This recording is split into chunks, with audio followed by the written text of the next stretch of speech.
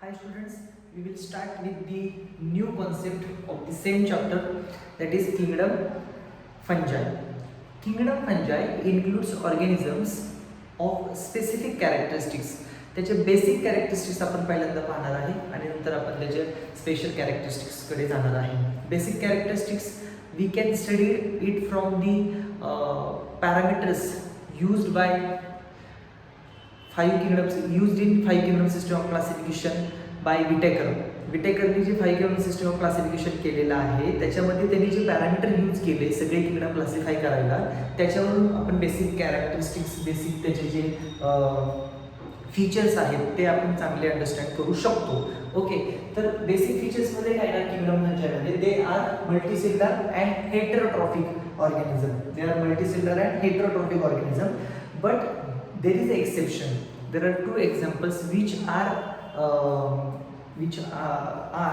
unicellular in case of kingdom fungi, yeast and Syntrichum. These are the two examples which are unicellular fungi. Otherwise this kingdom include all the organisms which are multicellular.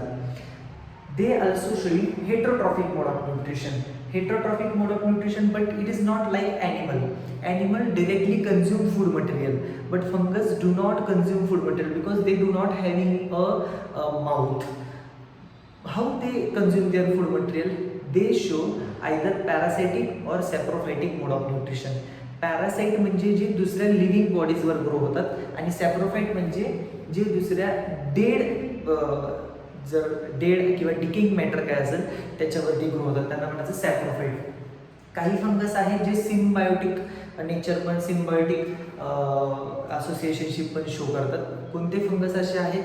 लायकेन जे आहे आपण पुढे गेल्यानंतर study करणार आहे, ज्याच्यामध्ये fungus आणि algae from kingdom Plantae and fungus from kingdom फंजाय या दोघांचं असोसिएशनशिप असतं. दोन्ही एकत्र ग्रो होतात, त्याला आपण लायकेन म्हणतो. असे पण काही फंगस आहेत आणि काही फंगस असे आहेत की जे हायर प्लांटच्या रूट्सवर ग्रो होतात, त्यांना आपण मायकोरिझा म्हणतो. Mycorrhiza these are the fungi which grows on roots of higher plants.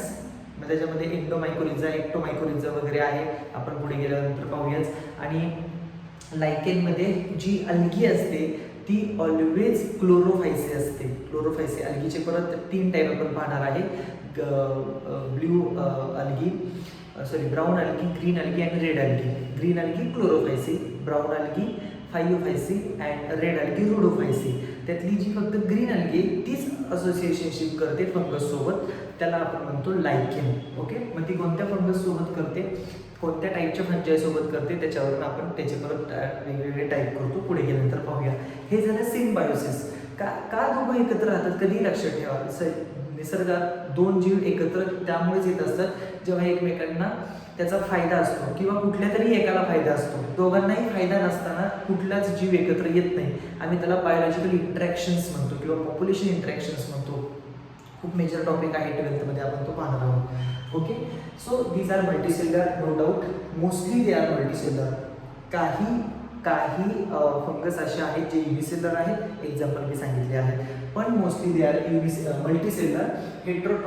हेट्रोट्रॉफिकमध्ये कोणतं मोड ऑफ न्यूट्रिशन दाखवतं ते? Either parasitic or saprophytic. Parasitic म्हणजे जे लिव्हिंग ऑर्गॅनिझमवर ग्रो होतात आणि सॅप्रोफायटिक म्हणजे जे डेड ऑर्गॅनिझमवर ग्रो होतात. Okay, the fungi are achlorophyllous. Achlorophyllous means they do not have chlorophyll. कोणत्याही प्रकारचे क्लोरोफिल कंटेंट त्यांच्यामध्ये नाही. जर असतं तर ते हेट्रोट्रॉफिक मोड ऑफ न्यूट्रिशन त्यांनी शो केलं नसतं. They become autotroph. Okay, their body is thallus like, means they do not have xylem or phloem. Same अल्गीमध्ये कोणतीही अल्गी, शेवाळ पाहतो नाही, त्याला तुम्हाला कुठल्याही अल्गीमध्ये leaves, fruits, flowers, stem, roots अशा टाईपचे ऑर्गन्स पाहायला मिळत नाही. त्यामुळे अल्गीची पण बॉडी थॅलस असते किंवा थॅलॉइड बॉडी आपण त्याला म्हणतो. ब्रायोफाइट्समध्ये पण असे ऑर्गन नसतात. टिपिकल प्लांटमध्ये जे ऑर्गन आहेत ना ते ब्रायोफाइट्समध्ये नसतात. किंगडम प्लांटी आपण 9th स्टँडर्डमध्ये जे स्टडी केलेलं आहे त्याच्यामध्ये असे कोणतेही टाईपचे ऑर्गन नाही आहेत, अल्गीमध्ये पण नाही आहेत आणि ब्रायोफाईट्समध्ये पण नाही आहेत. मग त्यांच्या बॉडीसाठी एक स्पेशल नेम यूज केलं जातं, सच बॉडी इज कॉल्ड एज थॅलस. तसं किंगडम फंजायमध्ये जे फंगस आहेत त्यांच्यामध्ये कोणत्याही फंगसमध्ये अशा टाईपचे ऑर्गन नाहीत. त्यांच्यामध्ये झायलेम, वॉटर कंडक्टिंग, फूड कंडक्टिंग असे कोणतेही स्पेशल कंडक्टिंग टिश्यू नाही आहेत. म्हणून त्यांना आपण त्यांच्या बॉडीला म्हणतो thallus or thalloid, because such organs or parts are absent. This term fungi was given by Gaspard Bauhin, scientist नाव आहे गॅस्पर्ड बॉव्हिन. आणि जी बायोलॉजीची ब्रांच आहे ज्याच्यात फक्त फंगसचा स्टडी केला जातो त्या ब्रांचला म्हणतात mycology. Mycology is the branch of biology which deals with the study of fungi, and phycology is the branch of biology which deals with the study of algae. फक्त अल्गीचं स्टडी केलं जातं त्या नावाचं आयकोलॉजी. कुठे ग्रो होतात मोस्टली, हॅबिटॅट काय आहे फंगसचं, तर ते फंगस जे ग्रो होत असतात ते मोस्टली टेरेस्ट्रियल हॅबिटॅट शो करतात, जमिनीवरती ग्रो होतात. पण काही फंज आहे जे वॉटरमध्ये सुद्धा सर्वाइव्ह करू शकतात. They some of them are aquatic, most of them are terrestrial lifestyle. They grow in warm and humid place, very important. फंगसच्या ग्रोथसाठी ही एक स्पेशल जागा आहे त्यांना ग्रो होण्यासाठी, वॉर्म अँड ह्युमिड प्लेस. मी आधी सांगितलं फंगस पॅरासायटिक आहे. पॅरासायटिक असल्यामुळं ते ग्रो होणारे लिव्हिंग ऑर्गॅनिझम्सवर, तर मोस्टली ते प्लांट्स आणि ॲनिमल्सवरती ग्रो होतात.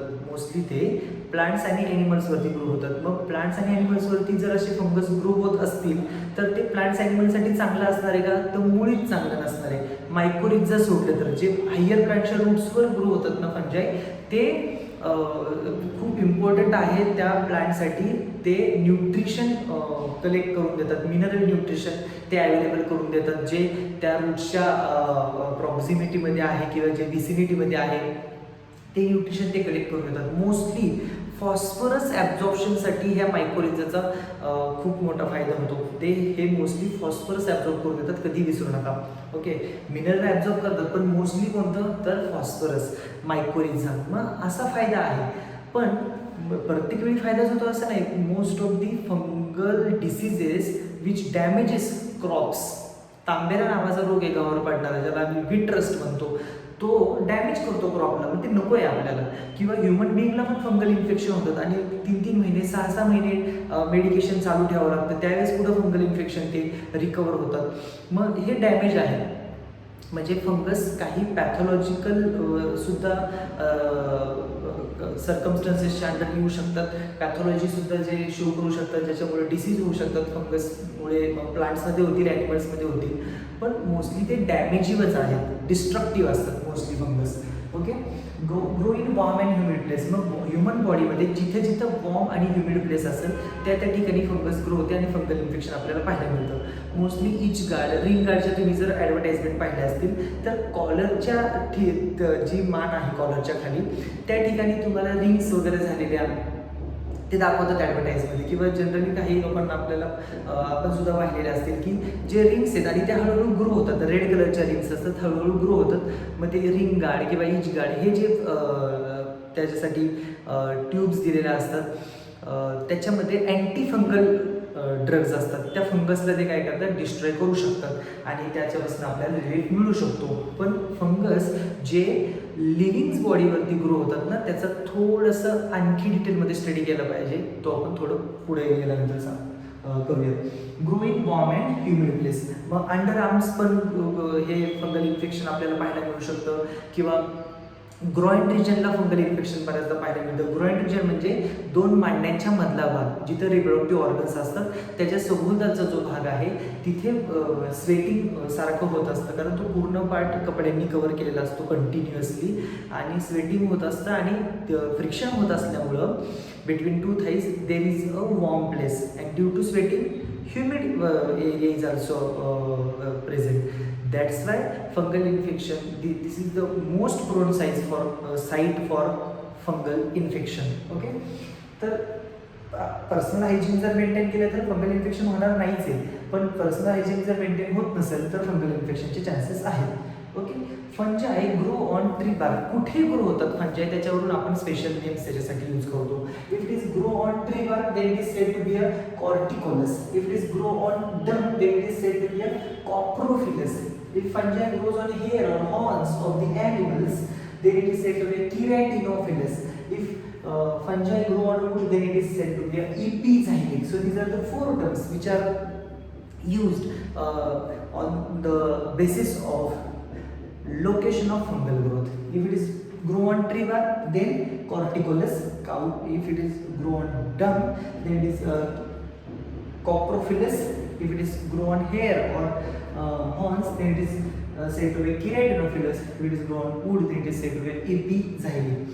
काही लोकांच्या नेल्सला इन्फेक्शन होतं. नेल्स काळे काळे पडतात. तुम्ही कधी पाहिलं असेल किंवा कधी लक्षात आलं असेल तुमच्या की ब्लॅक कलरिंग झालेलं असतं नेल्सचं, आणि तो जो टिप आहे, फिंगर टिप आहे, तिथे सूज आलेली असते. ते सुद्धा फंगल इन्फेक्शन आहे, आणि ते ज्या फंगसमुळे आहे त्या फंगसचं नाव आहे, त्या इन्फेक्शनचं नाव आहे ऑन्कोमायकोसिस. ऑन्कोमायकोसिस हे फंगल इन्फेक्शन आहे. याच्यासाठी मग ट्यूब्स आहेत, म्हणजे एक्सटर्नल ॲप्लिकेशन करण्यासाठी काही क्रीम्स दिल्या जातात, किंवा काही मग मेडिकेशन चालू करावं लागतं. काही टॅबलेट्स आहेत, कॅप्सूल्स आहेत, अँटीफंगल, ते त्याच्यामध्ये यूज करावे लागतात. काही अँटीबायोटिक पण आहेत जे फंगसच्या अगेन्स्ट ॲक्ट होतात, त्यांना आम्ही म्हणतो antifungal antibiotic. Okay, amphotericin B नाव लक्षात ठेवा, लक्षात राहिलं तर amphotericin B is the antifungal antibiotic which is commonly used in aspergillosis. Aspergillus नावाची फंगस आहे, तिचं जर इन्फेक्शन झालं तर ही कॉमनली यूज केलं जातं amphotericin B. Can not ingest, fungus ingest करू शकत नाही लाईक ॲनिमल. मी आधी सांगितलं तुम्हाला, फंगस इंजेस्ट करू शकत नाही like animals because they do not have a mouth. किंवा किंगडम ॲनिमलमध्ये आपण जसं पाहिलं tube within tube body plan, blind side body plan, असं body plan, proper body plan त्यांच्यामध्ये नाही आहे, माउथ नाही आहे. मग त्यांचं ते न्यूट्रिशन इंटेक कसं करतात? तर न्यूट्रिशन इंटेक कसं करतात, ज्या ठिकाणी ते ग्रो होत असतात, डिकेइंग मॅटरवरती ग्रो होतील किंवा लिव्हिंग ऑर्गॅनिझम्सवरती ग्रो होतील, त्यांच्या स्किनवर, नेल्सवर. स्किन, नेल्स, हेअर हे त्यांच्यासाठी खूप प्रॉपर साईट आहे ग्रोथसाठी. फंगसच्या ग्रोथसाठी ही खूप प्रॉपर साईट आहे. का प्रॉपर साईट आहे? Because it contains keratin. हेअरमध्ये किरेटिन आहे, नेल्समध्ये किरेटिन आहे, स्किनमध्ये किरेटिन आहे, and they love keratin protein to it. खूप आवडतं फंगसला, म्हणून त्या ठिकाणी ते ग्रो होऊ शकतात. आणि तिथे ग्रो झाले की ते काय करतात, डॅमेज करतात पूर्ण. ते किरेटिन कन्झ्युम केल्यामुळं ती आपली स्किन असेल किंवा ते आपली हेअर असतील, नेल असतील, डॅन्ड्रफ होतो केसांमध्ये. काय आहे? फंगल इन्फेक्शन आहे. ती स्किन शेड ऑफ व्हायला लागते ना हळूहळू. जी आपली टाळूवरची जी स्किन आहे, हे स्काल्पवरची, ती हळूहळू शेड व्हायला लागते. ते फंगल इन्फेक्शन म्हणजे डॅमेज करतात, डॅमेजिव्ह आहेत. Okay, cannot ingest food like animals, rather they secret enzymes. म्हणजे काय करणारे, जिथे ते ग्रो होतील, सपोज शिळ्या पावाचा किंवा भाकरीचा तुकडा असेल, त्याच्यावर आपण फंगस ग्रो झालेली बऱ्याचदा पाहिलेली आहे. म्युकर, रायझोपस हे कॉमनली ग्रो होतात त्याच्यावरती, डेड किंवा डिकेइंग मॅटरवरती. तर ते डिकेइंग मॅटरवरती जे ग्रो होतात ना, रायझोपस किंवा म्युकर, हे सॅप्रोफायटिक मोड ऑफ न्यूट्रिशन शो करतात. कॅन्डिडा अल्पिकन्स नावाची फंजाय आहे जी कॅन्डिडियासिस कॉज करते, पण ती ॲनिमल्सवर ग्रो होते ना, मग ती पॅरासायटिक फंजाय झाली. पॅरासायटिक म्हणजे लिव्हिंग ऑर्गॅनिझमवर ग्रो होणारे. आणि म्युकर, रायझोपस हे पावाच्या किंवा भाकरीच्या शिळे तुकड्यावर ग्रो होतात, मग ते सॅप्रोफायटिक आहे. मग ते काय करतात, त्या ठिकाणी त्यांचे एन्झाइम सिक्रेट करतात त्या फूडवरती, आणि डायजेस्ट करतात फूड आउटसाईडलाच डायजेस्ट करतात, आणि they just absorbs the food. Okay, so this type of or this phenomenon is known as osmotrophy, and this fungus said to be osmophilous. such a phenomenon ज्याच्यामध्ये enzyme बाहेर secrete केले जातात बॉडीमधून. Fungus secrete enzymes on the food material, and food material get digested outside. It is also said to be an extracellular digestion, and the food material just absorbed by the fungal hyphae, and by means of which they get nourishment. Such a phenomenon is known as osmotrophy, and fungus is said to be a osmophilous. Okay, mode of nutrition, two mode of nutrition, saprophytic and parasitic. Saprophytic, they grows on dead and decaying matter. Parasitic derive nutrition by means of house story. मी मगाशी म्हटलं होतं जे parasitic फंजाय आहेत ते कसे nutrition मिळवतात, तर फंगसचे जे हायपी असतात, हायपी म्हणजे 10मध्ये आपण स्ट्रक्चर पाहिलेलं आहे की खाली नेटवर्क असतं, तुम्ही बघितलं असेल ते तिचं लॉंग ट्युब्युलार स्ट्रक्चर्स, आणि ते जे लॉंग ट्युब्युलर स्ट्रक्चर्स आहेत फंगसचे त्यांना हायपी म्हणतात. मग काही इरेक्ट ग्रो झालेले असतात, वरती ग्रो झालेले असतात, हो की नाही, आणि काही ते ज्याच्यावर वाढलेले आहेत त्याच्यामध्ये ग्रो झालेले असतात आतमध्ये, तर त्याला आपण हायपी म्हणतो ह्या सगळ्याला. आणि त्याच्या नेटवर्कला आपण मायसेलियम म्हणतो, मायसेलियम. ओके, स्ट्रक्चर पुढे गेल्यानंतर पाहूच आपण. तर सॅप्रोफायटिक फंगस आहे त्यांना इतके डीपली ग्रो होण्याची गरज नसते. ते डिरेक्टली काय करतात, ज्याच्यावर ग्रो होतं ते तिथं एन्झाईम सिक्रेट करतात, डायजेस्ट करतात ते पार्ट फूड मटेरियल आणि ॲब्झॉर्ब करतात. पण पॅरासायटिकचं तसं नाही. This is a parasitic fungus hyphae, this is a parasitic fungus hyphae, and hyphae get protruded into the cell. These are the cells. Suppose these are plant cells. Red color cell wall, black color cell membrane, and hyphae get penetrated and protruded inside the cell. From where it get nourishment. Ready-made. सेलच्या आतमध्ये cytoplasm मध्ये जाणार, तिथून nourishment घेणार directly. मग ही sale जगेल का? प्लांटची असेल, ॲनिमलची असेल, नाही जगणार, मग तिची डेथ होणार. सो हे डॅमेज आहे. मग तिची डेथ झाली की ते परत पुढच्या सेलमध्ये ग्रो होणार. आणि हा जो पार्ट आहे is called as haustorium. So parasitic fungi derive nutrition by means of a haustorium. These are haustorium. You can see here. These are haustorium. Okay. On the basis of nutrition, fungus again classified into 4 different types. Some are obligate parasites, some are facultative parasites, some are obligate saprophyte, and some are facultative saprophyte. Parasitic, saprophytic हे काय हे कळलं.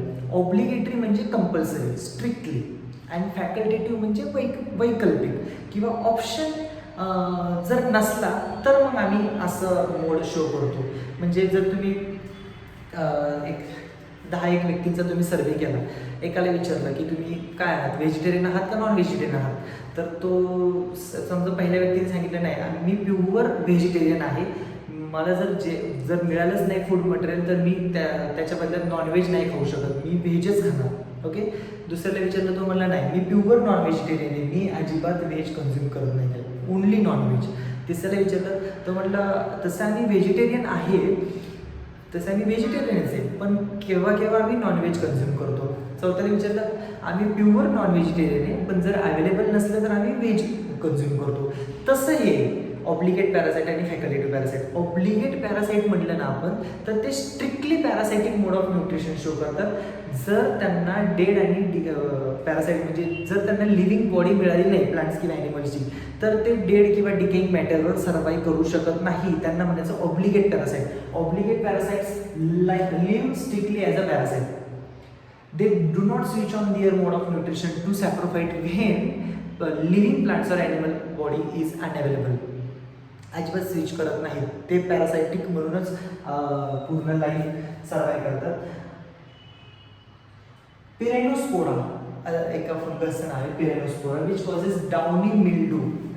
एक disease आहे downy mildew in cucurbits. त्याच्यामध्ये white spots येतात त्या cucurbits म्हणजे ते प्लांट्स आहेत ज्याच्यामध्ये आपण बिटर गार्ड, वॉटरमेलन किंवा कुकुरबिटा, भोपळे जे आहेत सगळ्या टाईपचे भोपळे, ते काकडी आहेत, ते सगळे त्याच्यामध्ये येतात. सो त्यांच्या फॅमिलीला कुकुरबिटेसी म्हणतो आम्ही, किंवा सगळे एकत्रपणे मला जर म्हणायचं असेल तर कुकुरबिट्स. त्यांच्यामध्ये हा डिसीज होतो downy mildew. Okay. Which is caused by peronospora, and that peronospora fungus is obligate parasite. म्हणजे लिव्हिंग ऑर्गॅनिझम, त्या प्लांट्सवरतीच ती ग्रो होणार, दुसऱ्या कशावरती ग्रो होणार नाही, डेड डिकेइंग मॅटरवर ग्रो होणार नाही. स्ट्रिक्टली पॅरासायटिक असतील तर नावाचं ऑब्लिगेट पॅरासाइट.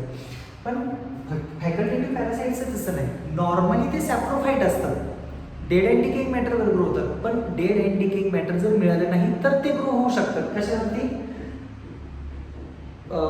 लिव्हिंग मॅटरवरती. So facultative parasites are normally saprophytic, but under forced condition, जर तशी परिस्थिती निर्माण झालीच की नाहीच मिळते डेड अँड डिकेइंग मॅटर, तर ते लिव्हिंग ऑर्गॅनिझमवरती ग्रो होऊ शकतात. Under forced condition behave as a parasite. Example fusarium fungus species आहे फ्युझेरियम. ऑब्लिगेट सॅप्रोफाइट्स. ऑब्लिगेट सॅप्रोफाइट म्हणजे परत तेच कंपल्सरी म्हणजे स्ट्रिक्टली दे आर सॅप्रोफाईट. ते फक्त आणि फक्त डेड आणि डिकेइंग मॅटरवरतीच ग्रो होतात. जर त्यांना डेड आणि डिकेइंग मॅटर अवेलेबल नाही झालं तर त्यांची डेथ होऊ शकते, पण ते दुसऱ्या लिव्हिंग ऑर्गॅनिझम्सवरती ग्रो होणार नाही. So obligate parasite are strictly saprophytic. Obligate saprophytes are strictly saprophytic. They do not switch on their mode of nutrition to parasite when dead and decaying matter is unavailable. अजिबात switch करत नाही. Example mucor and penicillium. Mucor and penicillium. Facultative saprophytes काय असतात? फॅकल्टेटिव्ह सॅप्रोफाइट्स म्हणजे जे normally parasites आहेत. फॅकल्टेटिव्ह सॅप्रोफाइट्स म्हणजे आम्हाला ऑप्शन नव्हतं म्हणून आम्ही सॅप्रोफाइट झालो, नाहीतर आम्ही पॅरासाइट आहे. म्हणून फॅकल्टेटिव्ह सॅप्रोफाइट्स नॉर्मली पॅरासाइटिक असतात, but under forced condition they switch on their nutrition to the saprophytes. Saprophytic. They behave under forced condition, they behave as a saprophytes. Example phytophthora fungus stresses आहे. Phytophthora which is the facultative saprophytes. तसंच bacteria जे आहेत ना, bacteria kingdom मोनेरामध्ये आम्ही 4 type सांगत असतो नेहमी स्टुडंट्सला. काही बॅक्टेरियाला ऑक्सिजनची रिक्वायरमेंट आहे, काही मायक्रोब्स आहेत ज्यांना ऑक्सिजनची रिक्वायरमेंट आहे, काही आहेत ज्यांना ऑक्सिजनची रिक्वायरमेंट नाही. ज्यांना ऑक्सिजन रिक्वायर्ड आहे फॉर सर्वायवल जगण्यासाठी ते सगळे असतात एरोब्स, आणि ज्यांना ऑक्सिजन रिक्वायर्ड नाही ते सगळे असतात एनएरोब्स. क्लिअर? ओके. पण त्यांच्यामध्ये पण असे टाईप्स असतात. Facultative aerobes, obligatory aerobes, facultative anaerobes, obligatory anaerobes. So you have to find out examples of those microbes which come under this category. So this is homework. Obligate aerobes, facultative aerobes, obligate anaerobes, facultative anaerobes. And here we have the complete introduction of the kingdom fungi. In next lecture we will study further concepts belongs to same topic.